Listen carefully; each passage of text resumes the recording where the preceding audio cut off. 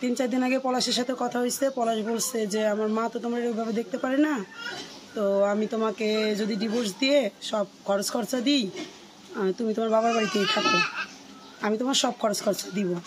এই কথাটা 3-4 দিন আগে হয়েছে ওর সাথে। তো রাত্রে কান্নাকাটি করছে এগুলা নিয়ে, তার জন্য সুইসাইড করতে গেছিল। এগুলা নিয়ে খুব কথা হয়েছে। কথা হওয়ার পরে উনি নাকি ওই অফিসেও একজনে জানাইছে, বাচ্চা কাচ্চা নেওয়ার ব্যাপারে কথা হয়েছে। তখন বলছে আমি অনেক বাচ্চা কাচ্চা পছন্দ করি, কিন্তু আমি তো আমার মার জন্য নিতে পারতেছি না, আমার মা চায় যে আমি আমার বউরে ডিভোর্স দিয়ে দিই। আর সে তার বউরেই বলছে যে তুমি এখানে টিকতে পারবা না, আমার মা যেমন করতেছে এখানে তোমার পক্ষে টিকা সম্ভব না, তুমি বাড়ি চলে যাও, আমি তোমার সব খরচ খরচা দিব।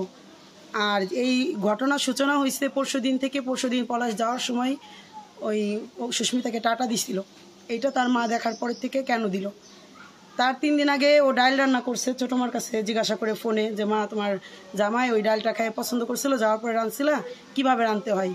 সে সেই ডাল রান্না করছে, খাইতে যায় শুধু বলছে যে সুস্মিতা ডালটা অনেক সুন্দর হয়েছে। বলার সাথে সাথে তার মা তার সামনেই, ছেলের সামনে ডালের গামলা চেঙ্গাতে ফেলে দিচ্ছে, বলতেছে মানে কি আমি রান্না করতে পারি না, এই বলে ফেলে দিচ্ছে। তো এই থেকে আস্তে আস্তে মানে সূচনা, পরশুদিন টাটা দেওয়া নিয়ে এই সূচনা হয়েছে।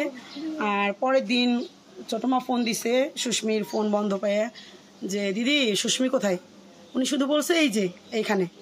তা ও কি খাইছে না বলেই ফোন কেটে দিচ্ছে।